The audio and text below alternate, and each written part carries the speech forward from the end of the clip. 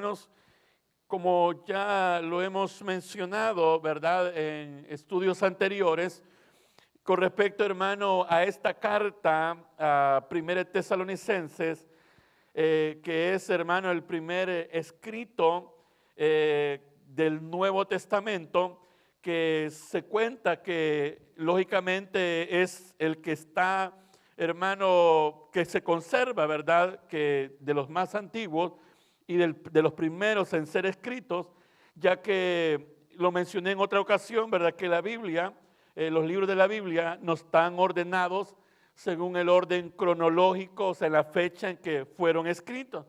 Pero quiero decir, hermano, que Primera Tesalonicenses es escrito más antiguo que se tiene de lo que es el Nuevo Testamento. Ahora, también, hermano, es algo que hay que resaltar, y es el hecho, tanto en el año en que fue escrita esta carta, lógicamente se sabe que fue el apóstol Pablo, pero hermano, fue escrita en el año 50, a mediados, ¿verdad?, de ese año, es que el apóstol Pablo viene a escribir esta carta en su segundo viaje misionero. Pero para mí, hermano, algo que cobra aún más realce todavía es el hecho de la proximidad que tiene esta carta de haber sido escrita a la época de Jesús. En el caso, hermano, el Señor Jesucristo nació entre el año 6 y 5, y voy a mencionar esto antes de Cristo, y digo esto, hermano, porque hubo un error inicial de contaje, ¿verdad?, de la fecha, y hermano, no inició en el año 0, ¿verdad?, lo que es el nacimiento de Jesús, sino por razones de contaje, ¿verdad?, de la fecha, no se contó exactamente. Entonces Jesús nació realmente, hermano, entre el año 5 y 6 antes de Cristo, como hoy contamos nosotros el tiempo, ¿verdad? Eso significa que el Señor murió por el año 30, ¿verdad?, de nuestra era, o sea, ya en los años como nosotros venimos contándolo. Entonces significa que si Jesús murió en el año 30, hermano, eso significa que esta carta fue escrita en el año 50, significa que esta carta, hermano, fue escrita tan cercano, ¿verdad?, a la muerte de nuestro Señor Jesucristo, hablando de 20 años. O sea, solo pensar en eso, hermano, que esta carta fue escrita en ese periodo de tiempo, por decir un ejemplo, hablar de 2 décadas hacia atrás, ¿verdad? Pensar que 20 años atrás Jesucristo había estado en esta tierra, había muerto, porque la conversión de Pablo, hermano, se da en el año 35 de nuestra era. Entonces, en el caso, el Señor murió en el año 30, significa que Pablo, su conversión también estuvo cercana a la vida, ¿verdad?, de Jesucristo. O sea, lo ha de haber conocido, ha de haber sabido de él, mas su conversión fue en ese año. Entonces, le menciono todo esto, hermano, porque esta carta, por eso le digo, cobra tal valor, hermano, el considerar que es una carta de las primeras cartas de haber sido escrita del Nuevo Testamento, cercanos, ¿verdad?, a la vida del Señor. O sea, que había un testimonio de la obra de Jesucristo, ¿verdad?, en la vida de Pablo. O sea, el tener presente, hermano, esa realidad. Si uno piensa, en el caso nuestro, los que ya tenemos cierta edad, pensar 20 años atrás, yo creo que uno recuerda bien qué es lo que aconteció hace 20 años atrás. Lógicamente, los que tendrán 25 años, tal vez no recordarán cuando tengan 5 años, ¿no?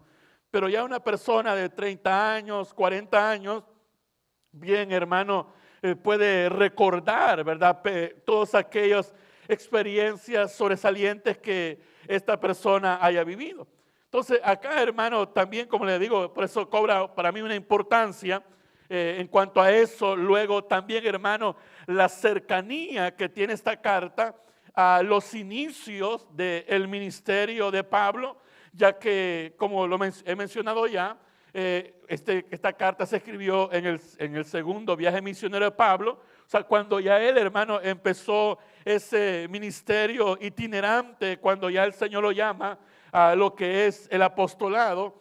Entonces vemos, hermano, que todo se acerca a lo que es los orígenes, a los inicios, ¿verdad?, de la iglesia gentil, hermano, a los orígenes de la vida de Jesús. Y hermano, también podemos encontrar, hermano, cuál fue, y esto es lo interesante de esta carta, porque podemos también encontrar, hermano, cuál fue la vida de Pablo, cuál fue el ministerio de Pablo, cómo él, hermano, desarrolló su obra ministerial, ¿verdad?, en esta tierra. Entonces, eso es lo que vamos a ver ahora, hermano, porque hay algo interesante acá, y es en la vida de Pablo, que realmente, hermano, Pablo desarrolló un ministerio grandioso, ¿verdad? Un ministerio grande. Y cuando me refiero, hermano, a un ministerio grande, no me refiero a esa idea que hoy en día, hermano, se tiene o la gente piensa o la gente busca, porque así hay, hermano, hay mucha gente que cuando habla de ministerio, en lo que piensa, hermano, es en lograr hacer cosas grandes, hacer, hermano, alcanzar grandes logros o metas en la vida y decir, no, yo hice todo esto de grande. Entonces, ese es el pensamiento, ¿verdad?, que la gente tiene. Pero quiero decir, hermano, que el verdadero ministerio o la verdadera grandeza de un ministerio es de la manera como este ministerio se haya desarrollado, o sea, con qué integridad. Porque le digo esto, hermano, ¿de qué sirve que una persona alcance o haga grandes cosas si al final todo aquello que esta persona haga venga a ser reprobada por Dios? Porque el mismo Señor Jesucristo lo dijo en cierta ocasión, ¿verdad? En aquel día me dirán, Señor, Señor, en tu nombre echamos fuera demonios, en tu nombre profetizamos, ¿verdad? Pero dice que le dirán aquel día, no os conozco, apartaos, hacedores de maldad. Entonces no es, hermano, cuánto una persona pueda alcanzar, cuánto una persona pueda lograr. O sea, no es, hermano, lo grande de lo que alguien pueda hacer. O sea, la verdadera grandeza, hermano, del ministerio, no son los logros. No son los logros. Porque aún Pablo mismo lo dijo en cierta ocasión, que él había trabajado más que todos los apóstoles juntos, pero él dice, pero no yo, sino la gracia de Dios conmigo. O sea, que si algo Pablo había hecho, era porque Dios lo había hecho. Amén. Entonces, ¿dónde radica la grandeza? Entonces, la grandeza, hermano, radica en la integridad de ese ministerio. O sea, cuán grande es su ministro, hermano, no es cuánto haya hecho, sino cómo lo hizo. O sea, cuál fue su vida. Y eso es lo que uno encuentra acá, porque observemos acá en el verso 10, y vamos a ir a ver el texto, hermano, para conocer el ministerio, ¿verdad?, de Pablo. Y dice acá, dice, vosotros sois testigos, y Dios también, de cuán santa, justa e irreprensiblemente nos comportamos con vosotros, los creyentes. Ahora fíjese esto, hermano, el apóstol Pablo está poniendo de testigo de cuál había sido su conducta, su proceder, óigame esto, a los creyentes. Porque él le dice, vosotros sois testigos y Dios también. Y también pone a Dios como testigo.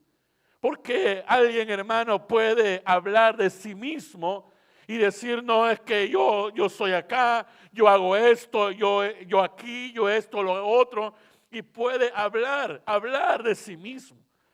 Pero ¿qué dicen las demás personas de este personaje? ¿Cuál es el testimonio? ¿Cuál es, hermano, lo que la gente piensa o dice de él? Y alguien puede decir, no, hermano, es que la gente, usted sabe cómo es, ¿verdad? Que la gente habla, que la gente critica. Pero Pablo, hermano, vea esto, pone de testigos a la iglesia. Le dice a ellos, a los tesalonicenses, ustedes son testigos de mi conducta, de mi vida, ustedes lo saben. Entonces, observe esto, hermano. O sea, la integridad de Pablo, o sea, la grandeza de su ministerio, que él podía, hermano, decir eso, que él podía decirle a la iglesia, ustedes son testigos. ¿De cuál, hermano? Oiga, esto ha sido mi conducta. La pregunta es, hermano, si hoy en día pusiésemos o hubiesen, vinieran, digámoslo así, ministros y se pararan y pudiesen decirle a la iglesia, a la congregación, ustedes conocen mi conducta. Ustedes son testigos de mi conducta. ¿Y cuál es mi conducta? Y Pablo habla de cuál era la conducta de él. Que era santa, que era justa y era irreprensible. Entonces, vea esto, hermano. Ahora, que es lo que se ve hoy en día, hermano, que de esto es de lo que más se carece en los ministerios. O sea, no hay una integridad, hermano, en el ministerio, en lo que se hace, sino que es todo lo contrario. Lo que hay, hermano, es pompa, es fama, es, hermano, palabras. Pero también quiero decirle, hermano, que hay hombres de Dios, así como Pablo, que caminaron en integridad, que hicieron las cosas bien delante de Dios, que caminaron en santidad, que caminaron en justicia, que fueron irreprensibles. Pero óigame esto, quizás muchos de ellos no fueron conocidos. ¿Pero por qué? Porque quizás no hicieron cosas grandes o no alcanzaron posiciones elevadas. Pero la vida de ellos, hermano, fue íntegra. Y esa es la grandeza de un verdadero ministro, hermano. De un líder es, hermano, su integridad. No es los logros. No es lo que alguien pueda alcanzar. No es cuán grande es algo que haga. No es eso, hermano. ¿Sabe por qué? Porque observe esto, hermano. Usted sabe quién fue Juan el Bautista. Él fue un hombre íntegro. Fue un hombre santo. Fue un hombre recto. Fue un hombre intachable. Pero ¿cómo este hombre terminó su ministerio? En la cárcel, solo y al final decapitado. No vemos una grandeza de, hermano, logros. O si pensamos en Jesús, si hablamos de Jesús, la integridad de Jesús, la vida de Jesús, hermano, fue sin pecado, dice la Biblia. Pero ¿cómo terminó él? Terminó en una cruz y todos sus discípulos lo habían abandonado. Si usted se pone a pensar cuántos eran los seguidores de Jesús, no eran muchos, hermano. Usted sabe cuántos se cuentan en el aposento alto, que eran seguidores de Jesús, no que habían creído en Jesús, sino que eran seguidores de Jesús. 120. Eran seguidores de Jesús. No estamos hablando, hermano, de algo enorme. De decir, no, hermano, 100,000 personas seguían a Jesús. No. Pero la integridad de él, la integridad de Jesús y cómo él murió. O en el caso de Juan, el escritor de Apocalipsis. Hermanos, alguien puede decir que gran hombre que tuvo revelaciones, teólogo, ¿verdad? O sea, que fue alguien que vio la gloria de Dios. Pero ¿cómo terminó él, hermano?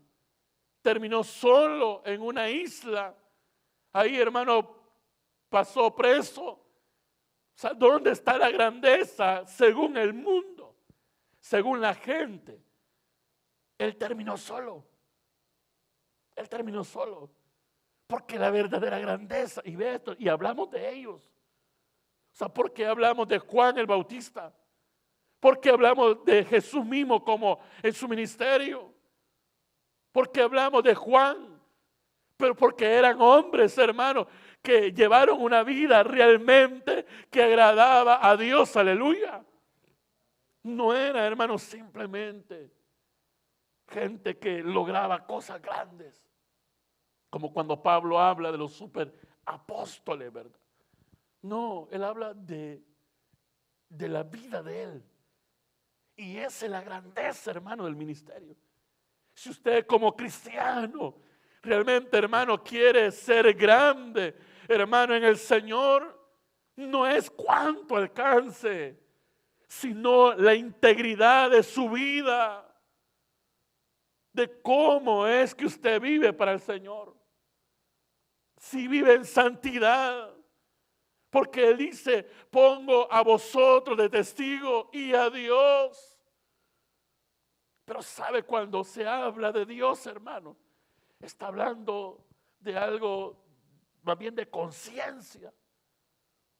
O sea, delante de Dios, ¿cómo se sentía Pablo? Se sentía, hermano, que él había caminado en santidad. Amén. Porque caminar en santidad significa apartado para Dios. Cuando habla de justicia, o sea, que se había comportado, hermano, correctamente para con las personas, o sea, su comportamiento. Pero vea esto, delante de Dios y de las personas. Por eso le hago esta pregunta. Si usted y yo tuviésemos que decir eso, podríamos decir, hermanos, ustedes son testigos de mi conducta. Y Dios es testigo de mi conducta. Una conducta santa. ¿Podríamos decir esto, hermano?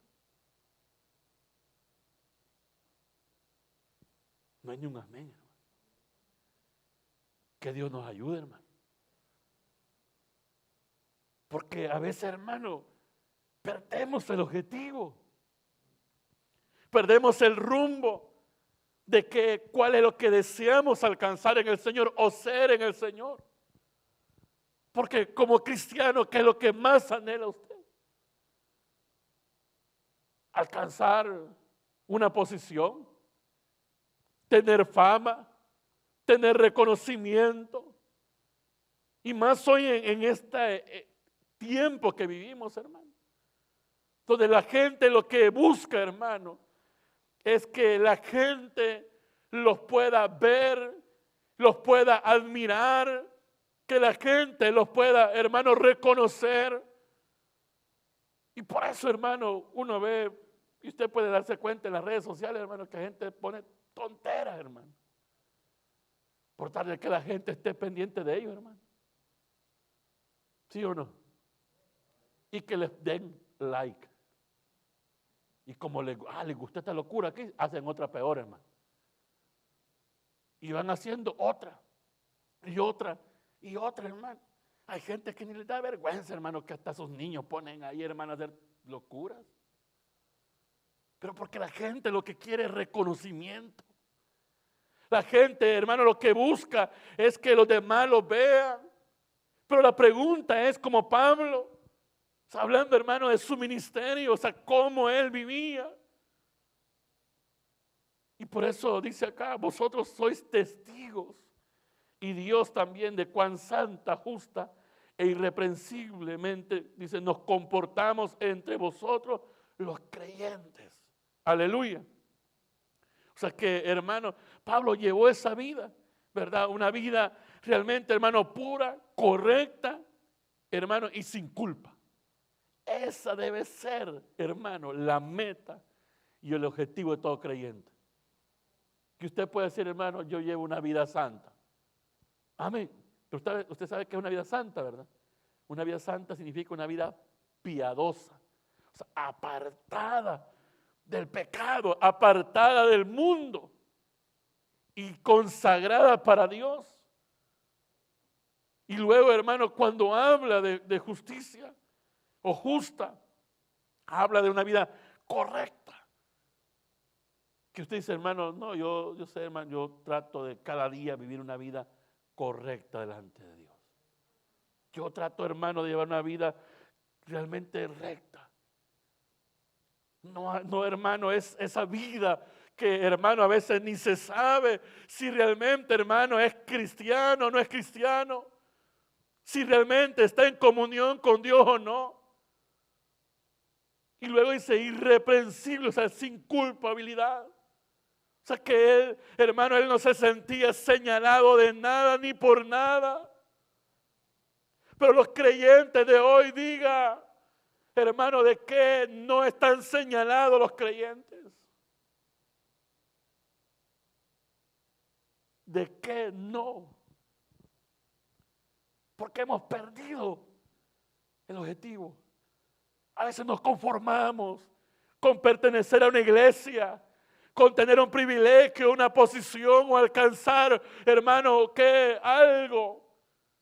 Pero no es eso lo que Dios desea. No es eso, hermano. No es eso. Porque mire, hermano, lo que usted puede hacer en esta tierra, o alcanzar en esta tierra, el día que se muera nadie va a acordar de eso, hermano.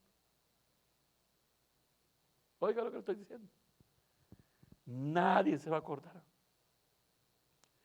Pero sí se van a acordar si realmente usted vivió para Dios o no. De eso sí se van a acordar, hermano. Si la vida que llevó fue para agradar al Señor, para honrar al Señor. Pero luego, hermanos, seguimos viendo la vida del apóstol Pablo, el carácter de él, hermano, la forma de desarrollar su ministerio. Porque dice la palabra del Señor, verso 11. Así como también sabéis de qué modo, como el Padre a sus hijos, exhortábamos y consolábamos a cada uno de vosotros. Fíjense, hermano, que en este mismo capítulo, el apóstol Pablo usa dos figuras, ¿verdad? O dos tipos. Uno, hermano, que es cuando habla que él se comportó como madre, como la nodriza, ¿verdad? Hablando del cuidado, el cariño, la ternura. Pero luego ahora vemos aquí a Pablo buscando o poniendo un ejemplo, hermano, que él como padre, ¿verdad? A sus hijos. O sea, aquí Pablo está usando ese doble figura. Y es interesante porque vea esto, hermano. O sea, Pablo cómo veía a la iglesia del Señor. Pablo lo veía como a hijos y se pone en la posición como una madre que protege a sus hijos, que cuida, que ama.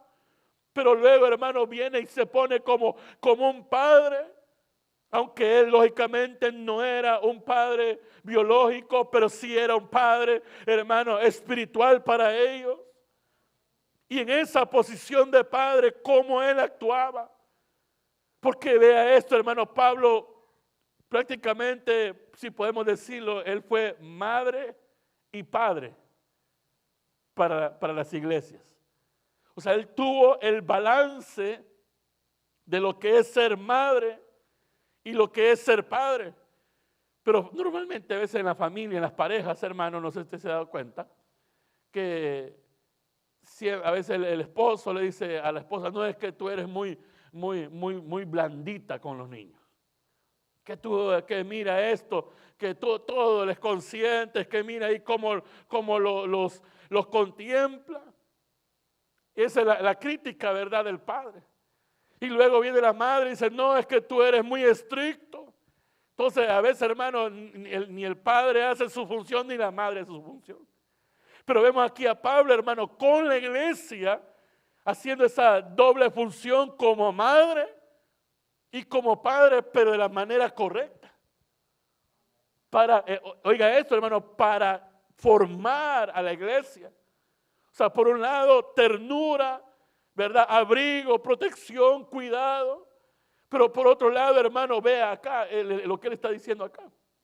Así como también sabéis de qué modo, como el Padre a sus hijos, exhortábamos. Esa palabra, hermano, exhortar, lo que se refiere es a esos ruegos positivos, a animarlo a hacer las cosas, pero de una manera firme, ¿verdad? O sea, que con ruego, pero con firmeza. Les exhortaba a ellos, les animaba, decía, hermano, adelante, pero con aquella autoridad, aquella firmeza, hacer la voluntad de Dios, hacer la obra de Dios, a vivir para Dios. Entonces Pablo venía, hermano, y los exhortaba, como dice aquí la palabra del Señor, pero también dice, oiga esto, consolábamos. O sea que él estaba ahí, hermano, para consolar a aquel que estaba afligido, angustiado. Pero también sigue diciendo la Escritura, y oiga esto, hermano, y oiga esto, a cada uno de vosotros, y os encargábamos que anduvieseis como es digno de Dios. O sea, también les daba responsabilidad. Vea la actitud de padre. O sea, Pablo para ellos era un padre espiritual. La iglesia veía a Pablo como a ese padre espiritual. Entonces, ¿cuál era la obra de Pablo con ellos? Era, hermano, alentarlos, animarlos, hermano, pero con firmeza. Y si había que consolar, consolaba. Pero si, hermano, había que delegar, hermano, les delegaba responsabilidades a ellos, les encargaba que lo hicieran. ¿Pero por qué? Porque eso es lo que hace un padre con un hijo. Lo alienta, lo anima, no lo desanima. Y a veces los mismos cristianos, hermano, no sé si usted lo ha visto también, que a veces, hermano, los creyentes o cristianos disque maduros, porque tienen más años en el evangelio, en lugar de animar, en lugar de fortalecer a los nuevos en la fe, lo que hacen es, hermano, desanimarlos. A mí no se me olvida de uno, hermano, que el hermano comenzó a servirle a Dios, ¿verdad? Con aquel primer amor, esa experiencia en Cristo. Y le dice a un hermano que ya tenía unos cuantos años, le dice, hermano, mire, ¿por qué no hacemos esto o aquello, verdad? El nuevo, diciéndole al viejo. Y le dice el que ya tenía varios años, está bien, hermanito, es que mire, hermano, la verdad, le dice, es que usted ahorita anda, como anda en el primer amor, le dice, pero ya se le va a pasar, le dice.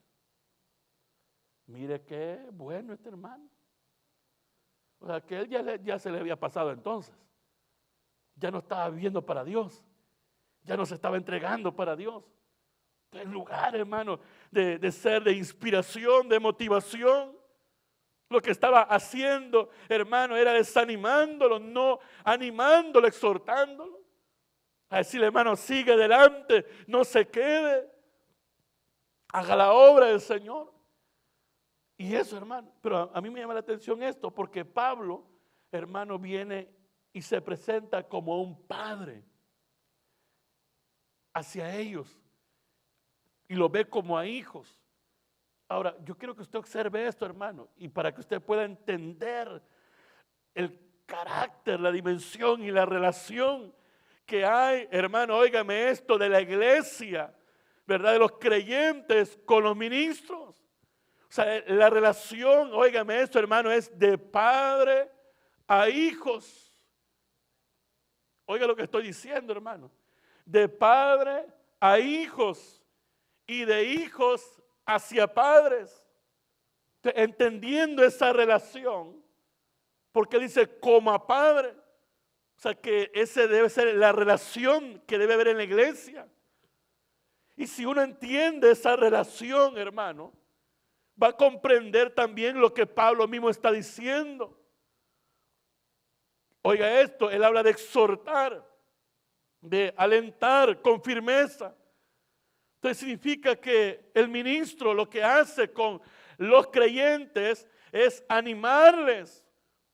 Pero a veces, hermano, los creyentes no les gusta, hermano, que vengan y les digan, hermano, haga esto, siga adelante. Hay gente que no le gusta. Dice, no, yo sé cómo llevo mi vida. Dice. O lo otro, hermano, que en lugar de buscar consuelo, como una vez dijo una persona, dijo, no, hermano, yo, mis problemas, mis dificultades, yo me las resuelvo yo solo. Pero nunca las resolvió. Pero nunca buscó, ¿verdad?, al ministro. ¿Pero por qué razón, hermano? Porque no lo ven de esa manera. O sea, lo ven como, ok, él es el ministro y yo solo vengo aquí a la iglesia. Pero no debe ser así.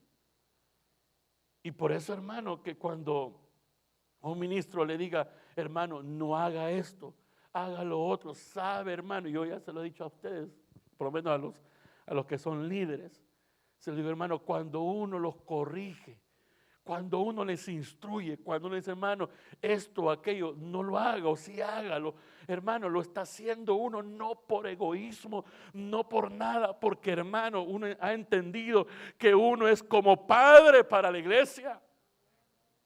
Es como usted con sus hijos. ¿Por qué los corrige? ¿Por qué los instruye? ¿Por qué le da responsabilidades a ellos? ¿Por qué lo hace? Porque mire, hermano, hay gente que llega a decir, no es que a veces a uno solo le dicen, haga esto, haga lo otro. Como que uno está para hacer solo lo que dicen, ¿verdad? Yo le hago una pregunta, si entendemos esta relación de padre a hijo, y no el padre que le dice a los hijos, haz esto, haz lo otro, ¿sí o no? Pero ¿por qué lo hacen los padres? Porque usted como padre le dice a sus hijos qué es lo que tiene que hacer. ¿Ah? ¿Por ganas de molestar a sus hijos? ¿O porque usted quiere que aprendan sus hijos? ¿Ah? Porque usted quiere que aprendan. Por eso les dice, haga esto, aquello. Pero a veces a algunos no les gusta, hermano. Pero porque no hay esa relación. Porque no lo vemos de esa manera. Y por eso dice el verso 12, y os encargamos, oiga esto, que anduvieseis como es digno de Dios. O sea, les dimos esa responsabilidad y a la vez, oiga esto, hermano, que andar como Dios manda. Si a veces, hermano, como ministro, y le digo esto, hermano, a veces uno le cae mal, de gratis, a la gente a veces. A mí no se me olvida, hermano, esa es una experiencia que tú creo que le conté en alguna otra ocasión.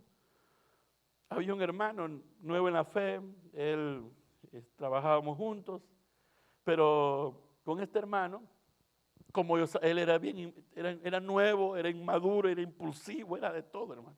Este hermano. Entonces, yo veía el comportamiento de él que no estaba bien. Yo después vine a ser el supervisor de él, ¿verdad? Bueno, él era el líder de primero, luego el supervisor. Pero a este hermano yo trataba de corregirlo porque yo veía, decían, no está bien el comportamiento de este hermano. Porque a veces era bien violento, hermano, y a veces con los impíos se ponía casi a pelear. Y yo le decía, no, hermano, tranquilo, le decía yo, no les haga caso, y yo me ponía a darle algún consejo. El punto, hermano, que yo trataba de corregirle a él, de enseñarle, decirle, hermano, no sea así, ¿verdad? Hágalas porque no está bien. Yo tratando de ayudarle al hermano, llegó un momento, hermano, que este hermano me odió. Y no es que a cada rato le andaba diciendo las cosas, sino que a él no le gustó que yo le dijera las cosas. Para no hacerle larga la historia, hermano, al final fue alguien que, bueno, me hizo la vida, quiso hacerme la vida imposible, pero al final, pues por su mala conducta, terminó mal, ¿verdad? Su vida. Porque no le gustó, porque no quería que se le corrigiera. Hermano, yo ya se lo he dicho quizás en algunas ocasiones, hermano, si yo algo se lo digo porque lo amo. O sea, no es porque, hermano, yo tenga algo contra alguien, o no, hermano, no es así. Sino que el deseo de uno es que la gente, hermano, el pueblo del Señor pueda crecer, desarrollarse en la fe, ser mejores. Pero la pregunta que quizás deberíamos de hacernos, ¿qué clase de hijos somos, verdad? Si somos de los que obedecemos o de los que nos rebelamos, de los que no nos gusta que nos digan algo. ¿Están aquí, hermano? Porque eso es lo que Pablo está diciendo acá. Como el padre a sus hijos. O sea, así tomó Pablo, hermano, a los tesalonicenses como a hijos, hermano. Los vio así, o sea, los hijos. Y ellos, hermanos, lo vieron hacia Pablo. ¿Por qué razón? Porque fue una iglesia, hermano, que siguió las enseñanzas de Pablo. Obedeció lo que Pablo decía. Se sometió. Amén. También callado, hermano. ¿Será que estarán tan reflexionando? Eso es lo que pienso yo. Porque observe esto, hermano. Y Pablo lo hizo de una manera desinteresada, como a padre. Pero ve, dice el verso 12 una vez más. Y os encargamos que anduviese como es digno de Dios. Y oiga esto, que os llamó a su reino y su gloria, aleluya. Porque al final de todo, hermano, es Dios quien lo ha llamado a usted y a mí, aleluya. Es el Señor que nos ha llamado. Y por ese llamado que Dios nos ha hecho, es que nosotros debemos, hermano, serle fiel a Él, aleluya. Y por eso Pablo, hermano, su ministerio, o sea, la grandeza del ministerio de Pablo, hermano, fue la integridad con la cual él desarrolló la obra. O sea, lo hizo bien, en santidad, en rectitud. Y lo hizo, hermano, como un padre para con sus hijos. Amén. A veces hay hermanos que me han preguntado y dice, hermano, ¿y usted cómo aguanta todo? Es que, hermano, uno lo ve como a hijos, hermano. Dígame qué padre no aguanta a sus hijos, aunque se porten como se porten, sean como sean. Si mire, hermano, si a veces, por muy malos que sean los hijos, hermano, los padres no dejan de ser padres y tener esperanza en que su hijo un día puede cambiar, en que un día, hermano, su hijo va a reconocer, hermano, lo que realmente hizo su padre. Porque mire, hermano, y esta es una realidad. Todos ahora, bueno, la mayoría somos adultos acá, pero cuando éramos jóvenes, ¿cómo éramos con nuestros padres, hermano? Recuérdese eso. Era bien sumiso. Era bien obediente. ¿Ah? ¿Están aquí, hermano? Ya con las caritas que les veo, ya me doy cuenta que firmitas eran, hermano. Pero verdad que ahora que ya son padres, ahora entienden y comprenden lo que ellos hicieron por usted. Ahora uno valora y dice, es que como mi viejita se desvelaba por mí. Cómo mi viejo trabajaba para proveernos, aunque sea en la capacidad que él tenía. Hasta entonces empieza a valorar. Hasta cuando se llega a una madurez. Bueno, los que quieren madurar, ¿verdad? Porque algunos llegan a viejos y no quieren madurar, hermano. Como dijo alguien, la madurez es una decisión. Sí, porque algunos hermanos siguen siendo viejos, hermano, y ya son viejos, perdón. Y siguen siendo como que son niños, hermano. Que por todo lloran, por todo reniegan, por todo pelean. Hermanos, por todo se quejan. Pero Dios quiera que nosotros estamos en ese proceso de madurar, ¿verdad? Amén, hermano. Entonces, que cuando lo corrijan, hermano, reciba la corrección. Reciba las palabras que, hermano, quizás alguien le dice con buen deseo. Porque a veces, hermano, cuando a alguien se le está corrigiendo, no le gusta. Dice, quizás ya le caigo mal al hermano. Dice. Quizás a saber por qué me está tratando así. No, hermano. Aquí sí yo le voy a decir, hermano, yo lo veo de esa manera. Para mí, hermano, la iglesia son como hijos. Y los voy a amar, y los voy a soportar, y los voy a aguantar. Y aunque hagan lo que hagan, los voy a amar. Amén. Porque eso es lo que Dios desea. Porque a eso, hermano, nos ha llamado Dios, a que, hermanos, seamos hijos obedientes. Porque esa es la voluntad de Dios, porque Él nos llamó a su reino y gloria, aleluya. Es Dios quien lo llamó a usted, aleluya. Usted no está acá, hermano, porque usted quiso, sino porque Él quiso llamarlo. Y aún así como sea, hermano, quizás no sea perfecto, no sea el mejor, pero Dios lo sigue amando.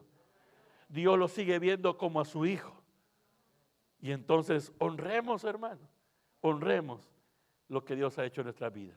Amén. Démosle gracias al Señor. Padre, gracias te damos, Señor, en esta hora, en el nombre de Cristo Jesús de Nazaret. Señor, te agradecemos por todo tu amor, por toda tu misericordia, por tu bondad, tu fidelidad, Señor. Gracias, Señor, porque tú te has revelado a nuestra vida, tú nos has llamado a tu gloria, Señor, a tu reino. Y ahora permite que caminemos como hijos, Señor, que obedientes, como es digno, Señor, del llamado que tú nos has hecho. Y si en algo no hemos hecho bien, Señor, ayúdanos a ser mejores. Ayúdanos a madurar. Ayúdanos, Señor, a ser conforme a tu voluntad. En el nombre de Jesús de Nazaret lo pedimos. Señor, glorifícate en medio nuestro. Padre, glorifícate en cada vida, Señor. Aleluya. Hermano, si Él te ha llamado, dile a Él: Señor, yo quiero ser fiel a ti. Yo quiero honrarte a ti, Señor. Yo quiero vivir para ti, aleluya, como es digno el llamado. Así como Pablo, Señor, dio ejemplo, como ese padre espiritual que caminó en santidad, en rectitud, en una vida irreprensible.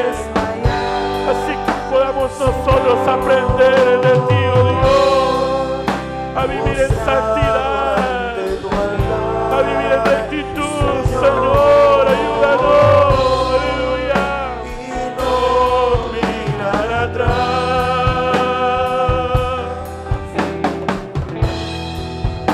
seguir tu caminar, Señor, ayúdanos, así que como hijos obedientes vivamos para ti, Señor. Aleluya. Ríndete a Él, vive para Él, hermano, hermana. Ríndete a Él y vive para Él. Y si tú te has fallado, si tú te has apartado de Él, hermano, hermana, tú eres hijo, tú eres hija de Dios. Vuelve a Él, vuelve al Señor, vuelve al Señor. Si le has fallado, si has pecado, ven a Él, vuélvete a Él, porque Él como Padre te espera. Él está esperando que tú vengas a Él, porque su palabra dice: con amor eterno te he amado. Él es tu Padre, aleluya.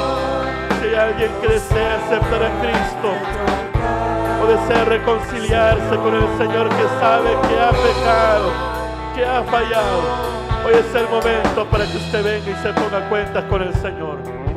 Si hay alguien que desea entregar su vida a Cristo o desea reconciliarse, levante su mano o póngase de pie y venga aquí al frente. Vamos a orar por usted.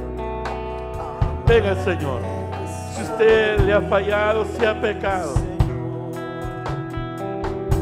así como Padre vio a la iglesia como a hijos y los exhortó y los animó a seguir adelante, a estar firmes en el Señor.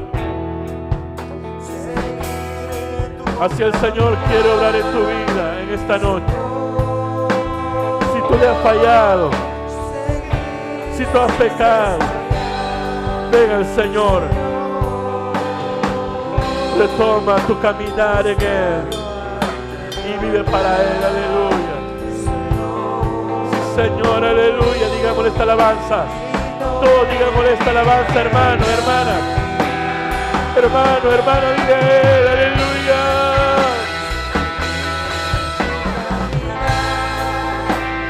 Sí, Señor, aleluya. Bendito eres Dios. Mostrado ante tu altar, Señor. Y yo mirar atrás. Así es. Vive en integridad. Vive en rectitud. Vive en santidad delante de Él. Porque esa es la grandeza delante de Dios. Aleluya. Señor, gracias. Gracias te damos, Señor, en el nombre de Jesús. Gracias, Jesús. Aleluya. Bendito eres Jesús. Gracias. Amén y amén. Gloria a Dios. Gloria al Señor. Damos gloria a Dios, hermano.